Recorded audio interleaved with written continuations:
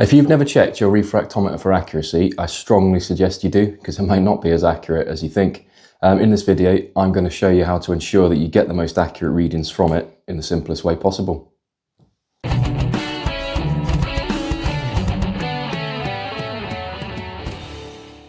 What's up guys, it's Zach here from Metal Homebrew. Welcome back to another video. This one is going to be a little bit nerdy. I'm not going to apologise for that because I'd like to think that most of us homebrewers like a bit of nerdiness. But it revolves around the refractometers.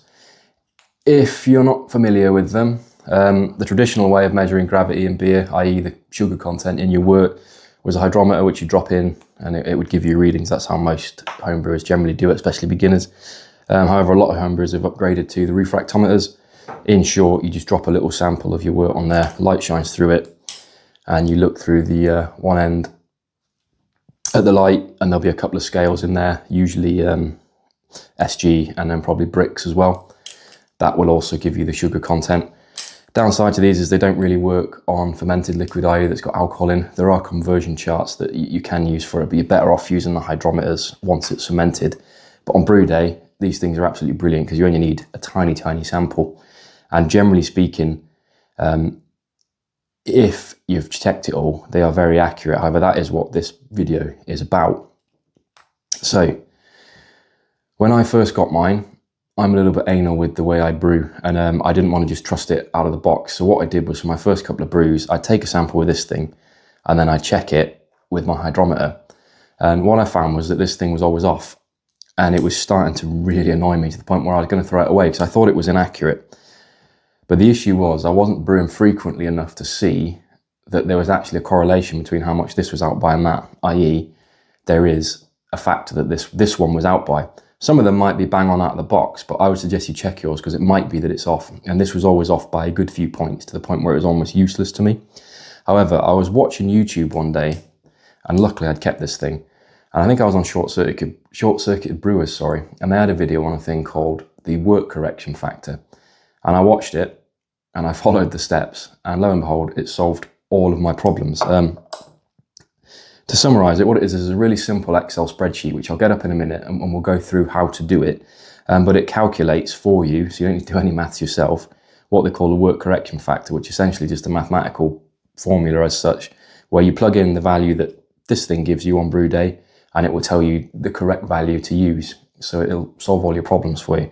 It literally takes seconds on brew day to do. It's not an issue. So I don't know why this thing was out, or why some of them are out, but now I've got the wort correction factor thing sorted. It's just part of my brew day, and it's bang on every single time. So as I say, we'll have a look at that spreadsheet. I'll walk you through it, and then I'll explain how I got all of the readings to add into it. Right, this is the spreadsheet then. It looks a little bit complicated, but it's actually really, really easy.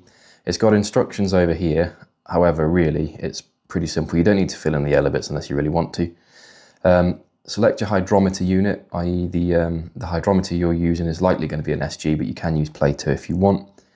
We then move down to the date column. So these are ones I've filled in. These are my samples I've used. Obviously put your date in.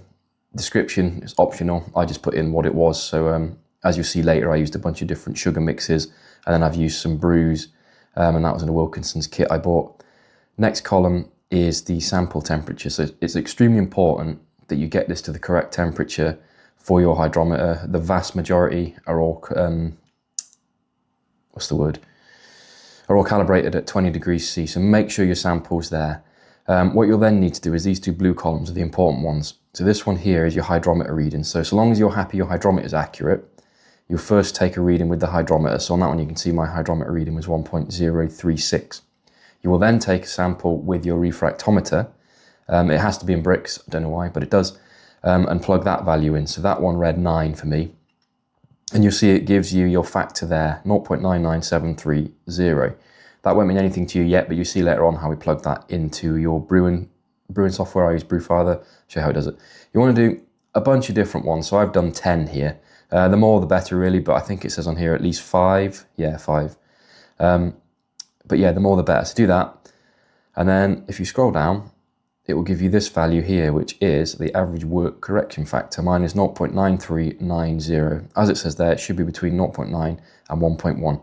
So that is the correction factor that I need, or the value that I need to plug into my brewing software whenever I take a reading on brew day.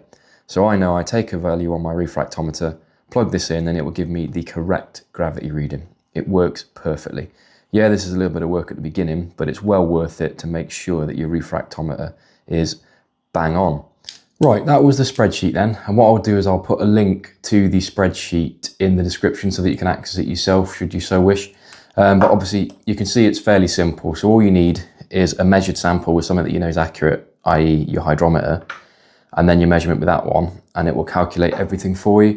So as I said in the video, in the screen recording, the more the better really for these values to make it as accurate as possible. The way I did it was because I was in a rush and I didn't want to wait for brew days because I wasn't brewing that often at the time, is I made up a bunch of different sugar solutions. So what I did was I took a sample of water, 100 ml sample of water that I was going to use in there, and I started by adding something like 4 or 5 grams of sugar to it, which I think gave me a value in the 1.010, 1.020 region. It doesn't exactly matter too much what your values are, just as long as they're accurate. So I did that and then just kept adding a little bit of sugar each time and built up a bunch of different readings. From low to quite high. I think I went up all the way to 1.080 or something like that, just to get a big spread. So obviously if you know the reading from that one, so I'll say put my 5 grams of sugar in, take my reading with the hydrometer, I'll then take a reading with the refractometer and plug that in, and then rinse and repeat for all of the different values. So I build up that profile of that bunch of different values to make it more accurate. And then, as I say, the spreadsheet at the end will give you your average work correction factor, which is the value that you need to use. Mega simple, don't need to do any maths yourself, so anyone can do it. But the next thing we'll have a quick look at is how to plug that into your actual brewing software.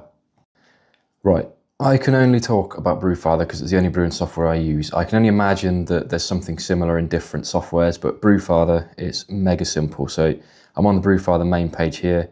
We need to go to Tools, and then into Refractometer/bricks.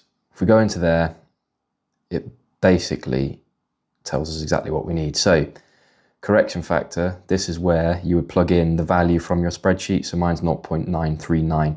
Plug that in there, and that's your work correction factor added. Then whenever you take your reading, take it in bricks with your refractometer. So let's say, for example, my refractometer says 10.2 bricks. It will use that work correction factor to tell you what the actual gravity reading should be. So it's telling me that 10.2 bricks on my refractometer is actually 1.044. So if I was to just take the SG off my refractometer, it wouldn't read 1.044, it would read significantly different.